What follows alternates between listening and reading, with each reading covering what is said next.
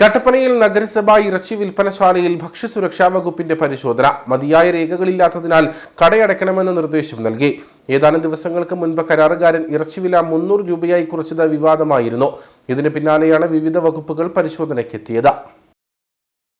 നഗരസഭയുടെ കീഴിലുള്ള അലീഫ് മീറ്റ് സ്റ്റാളിലായിരുന്നു ഭക്ഷ്യസുരക്ഷാ വകുപ്പ് എൻഫോഴ്സ്മെന്റ് വിങ്ങിന്റെ മിന്നൽ പരിശോധന നടന്നത്.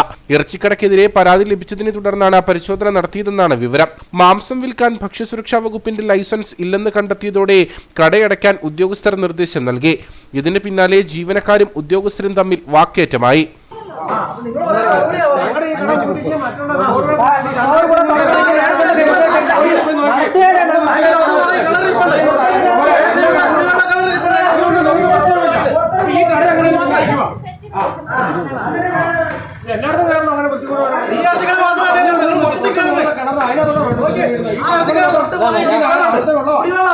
ലൈസൻസിന് പുറമെ ഈച്ചയുടെ സാന്നിധ്യമുള്ള സ്ഥലത്ത് മാംസം പ്രദർശിപ്പിച്ചിരുന്നതായും റിപ്പോർട്ടിലുണ്ട്.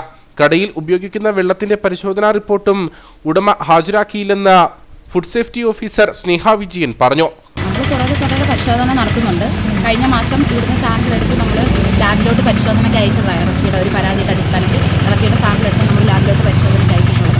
നിലവിൽ എന്തെങ്കിലും ഫോൾട്ടുകൾ കണ്ടെത്തിയിട്ടുണ്ടോ? ഈ ഫോൾട്ട് എന്ന് പറയുന്നത് ആ കടയ്ക്ക് ലൈസൻസ് ഇല്ലായിരുന്നു. ബാക്കിയുള്ളവർക്ക് ലൈസൻസിലാണ് പ്രവർത്തിക്കുന്നത്. പിന്നെ മൈനർ ഫോൾട്ട് കണ്ടതിനെല്ലാം നിർദ്ദേശം കൊടുത്ത് നോട്ടീസ് കൊടുത്തു. അല്ലല്ല, ലൈസൻസ് ഇല്ലാത്ത കടകൾ അടപ്പിക്കുന്നുണ്ട്. അല്ലാത്ത കടകൾക്ക് അത് ഫാൾട്ടിന്റെ ഇന്റൻസിറ്റി അനുസരിച്ച് നിർദ്ദേശങ്ങളും ബാക്കി നടപടികളും കൊടുക്കും. അതേസമയം എല്ലാ നടപടിക്രമങ്ങളും പാലിച്ചാണ് സ്റ്റാൾ പ്രവർത്തിക്കുന്നതെന്നാണ് ജീവനക്കാരുടെ പ്രതികരണം. പരിശോധനയുടെ പേരിൽ കട അടക്കില്ലെന്ന് Alif meat stall manager Prashanth Raju പറഞ്ഞു. ഞങ്ങൾ ഈ പ്രസ്ഥാനം ആരംഭിച്ച ദിവസം മുതൽ ഞങ്ങളെ നിരന്തരം വേട്ടയാടുന്നതിന് വേണ്ടി പരിശോധനകളാണ്.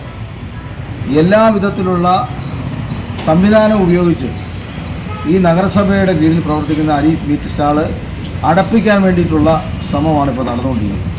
അതൊരു കാരണവശാലും ഞങ്ങൾ അംഗീകരിക്കുകയില്ല. ഞങ്ങളെ സംബന്ധിച്ചിടത്തോളം ഞങ്ങളുടെ ഇവിടെയും പുളിയമ്പലയിലുമായി 10-30 തൊഴിലാളികളും അവരുടെ കുടുംബവും ഞങ്ങൾ ഉൾപ്പെടെയുള്ള ആളുകൾ ഇതുകൊണ്ട് ഉപജീവനമാർഗം കഴിക്കുന്നു. മാത്രമല്ല, ഞങ്ങളൊരു ജനകീയ തീരുമാനം വില കുറച്ച് വെക്കാൻ തീരുമാനിച്ചപ്പോൾ അതിനെതിരെയും പ്രതിഷേധവുമായി വന്ന് ഈ കട അടപ്പിക്കുന്ന സാഹചര്യമുണ്ടായി. അപ്പം പുളിയമ്പലയിലെ ഷോർട്ടർ കോഴ്സിൽ നിയമാനുസൃതം ഗവൺമെൻറ് പറഞ്ഞിട്ടുള്ള എല്ലാ നടപടിക്രമവും പാലിച്ച് അവിടെ അറക്കുന്ന ഇറച്ചി മാത്രമേ ഞങ്ങളിവിടെ വിതരണം ചെയ്യുന്നുള്ളൂ.